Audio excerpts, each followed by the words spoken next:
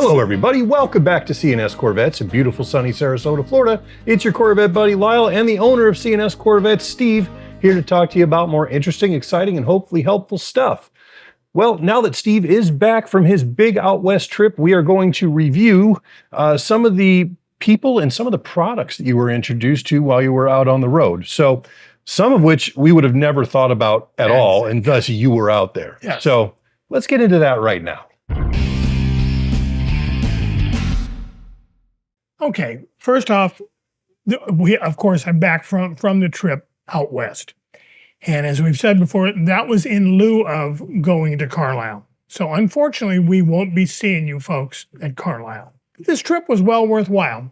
Some of the things that I learned and discovered on the trip itself, some really cool stuff that we're going to try to test out, see what it turns out to be, and maybe bring to you in the near future. First one is a fully carbon fiber bird cage for a C2. So if you have a 63 split window or a 67 big block coupes that are in trouble with rust, this carbon fiber cage is GM approved. And not only will it fix that problem, you can take a convertible and put this on it, and of course with the corresponding body components, make that convertible into a coupe. You resto mod guys should really love this. You restoration guys, not so much so. But if it's going to save a car, it's still worth doing. We found some pretty cool LED lighting. Before you get into that real quick too, it's not just the birdcage they make, correct. It's the entire bodies they make out of carbon fiber, including the doors. I did find that the other day. Including the doors, which of course you would need if you were converting a convertible to a coupe.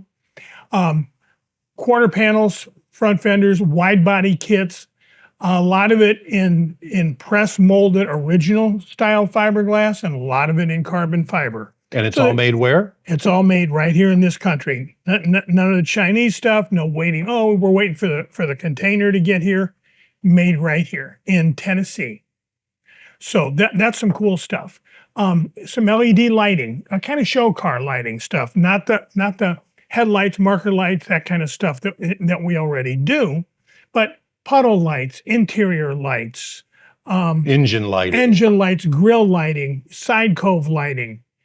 Pretty tastefully done.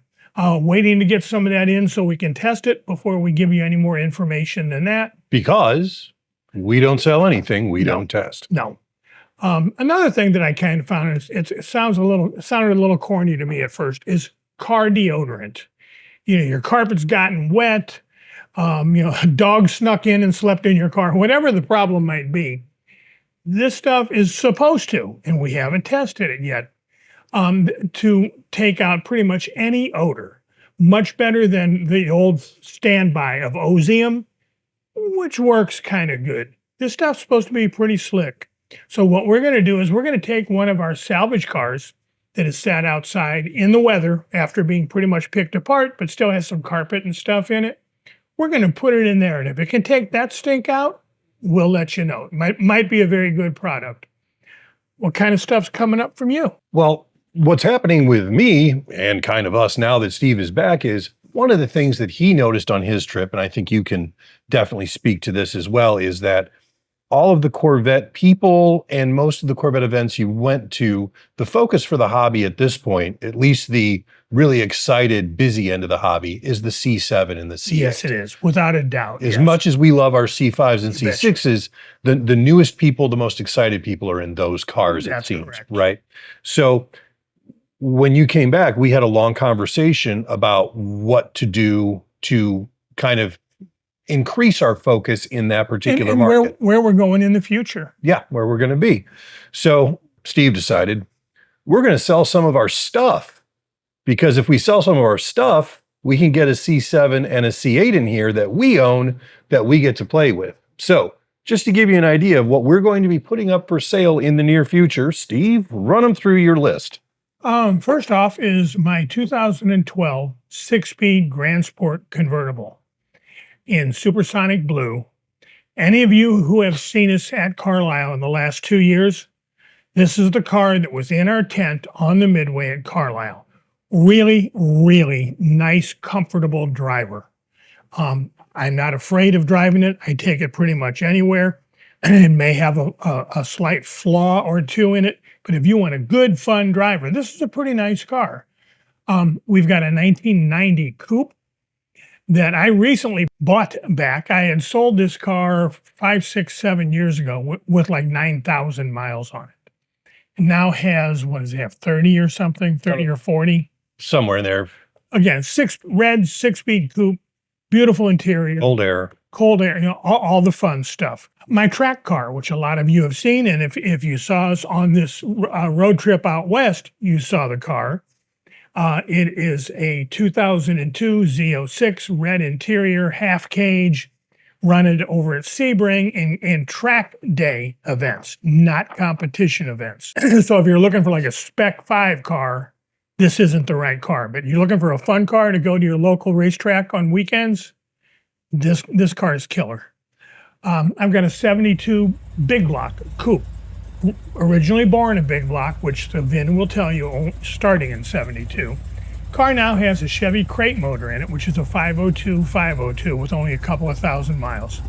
It is an automatic car for those old guys like me who can't really handle the clutches anymore. It's air, steering, brakes, windows, tilt, all that good stuff. All the things. Very nice car, very stock looking. Again, if you're an NCRS kind of guy, this car is not for you.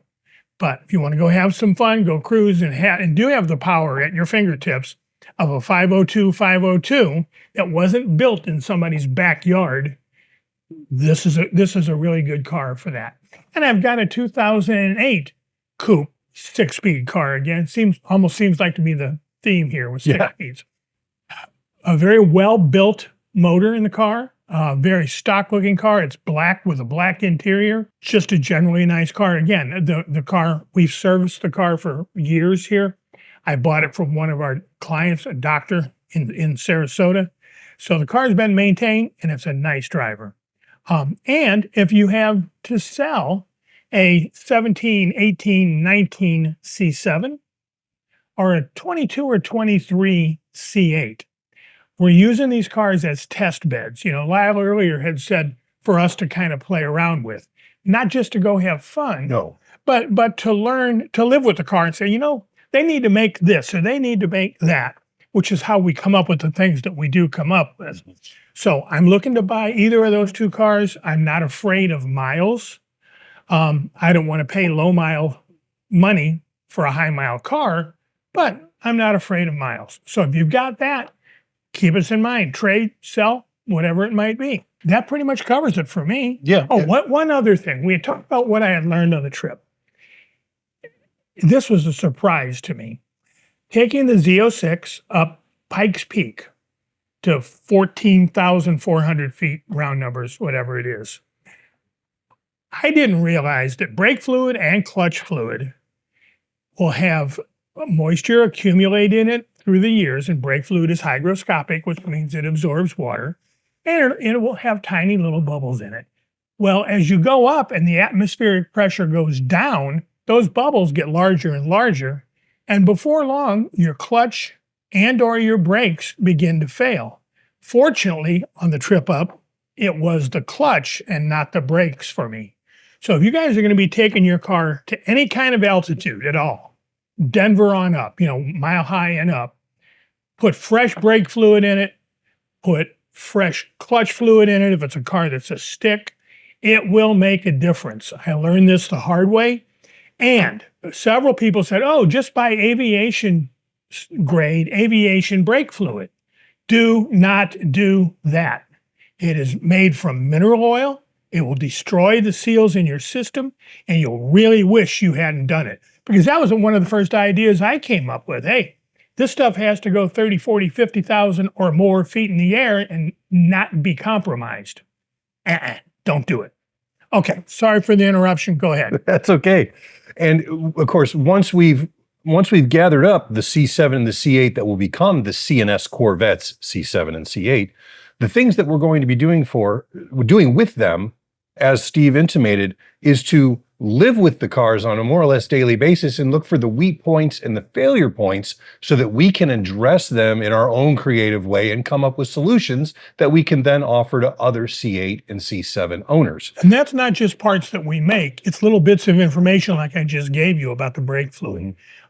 Anything we can learn, we're here to pass it on to you for your help and your protection. Yeah.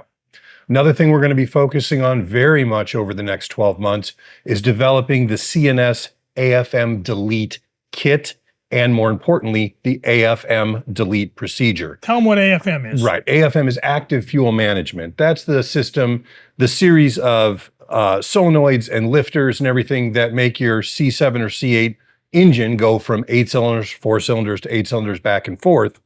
That has proven over time to be very detrimental to that engine as the car ages, especially as you near 100,000 miles.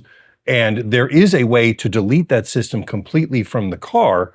There's a couple of different companies that have different ideas about it. We want to be able to test those ideas, pick the best, and then build our own kit using parts from trusted suppliers that we've dealt with for decades.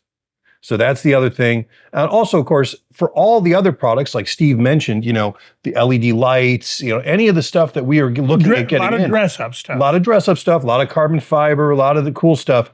This is what we're going to use to test those products on.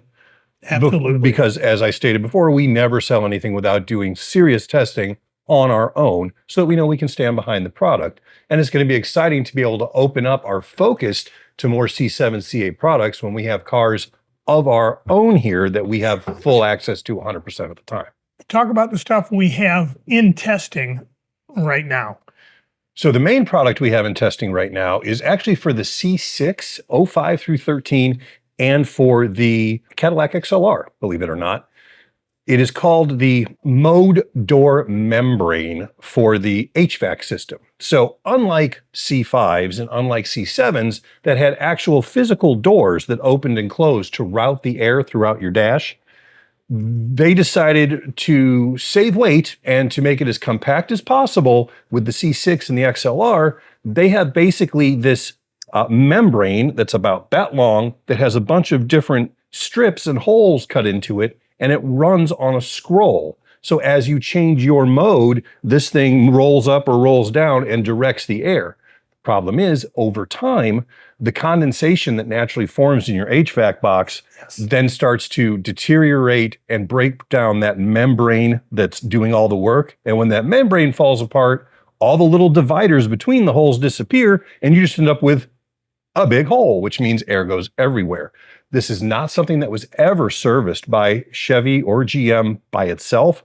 So we have had this reproduced exactly according to manufacturer specs. We're awaiting our prototype to come in next 2 weeks. Within the next week or two. Yeah. So we can begin testing on that. And then that'll be a product that is one of our standbys for as long as C6s and XLRs are on the road. Because once these go bad, you don't get to tell it where to blow the air. And that can be a real problem. Any of you guys that have foggy windshields, you know what I'm talking about. We also have from one of our other suppliers that we work closely with, we have developed a new mounting system for the C6 Grand Sport, ZR1, and Z06 front splitter. You know that little black splitter that's at the bottom of the front bumper that always gets chewed up so bad, and it tends to, you see them ripped out of the bumper? We and one of our engineering partners has come together and designed this system. It's basically a support and puck system that goes inside the bumper. Very simple to install, but it'll be virtually impossible to tear that out of the bumper like you could with the factory. That's coming really quickly. And this is something you won't see hanging down at the bottom of your bumper. Right, yeah, this is within the bumper to keep that splitter attached at all times rather than tearing and hanging down, which if you've had one of those cars, you're aware it can be a real problem. Finally, we're also having our prototypes for the C6 convertible top micro switches. There are 2 micro switches on a pivot in your convertible top that tell the car where the top is in its movement. And when those go bad, it doesn't want to work or it doesn't know what to do and it gets really confused. And a confused top is not a good thing. So the same company— Not that it ever rains unexpectedly here in Florida. No, never. But that way, Right now, there is no reproduction. They've been discontinued for years. The same company that helps us with our shifter harness that has done so well, that has micro switches, they've developed the micro switches specifically for that. So that'll be coming too. Again, we've had a lot of neat stuff happen and come to fruition in just the last couple of months. Yes. And as we head into the holidays, man, we're going to have some really cool things to go over with you guys. We're so excited. We're so happy that you're with us on this journey. And there's only going to be more and better things coming from C&S Corvettes, Steve, Lyle, Tony, and everybody here. So thanks for joining us. And in the next few episodes, if you will, I'll tell you some more about the trip and how it relates to Corvette stuff. You know, not just a travelogue, but what I learned here and what I learned there. So, you know, keep in tune, because there'll be some interesting stuff and some fun stuff come up. Very good. Thanks for joining us, guys. Have a wonderful week.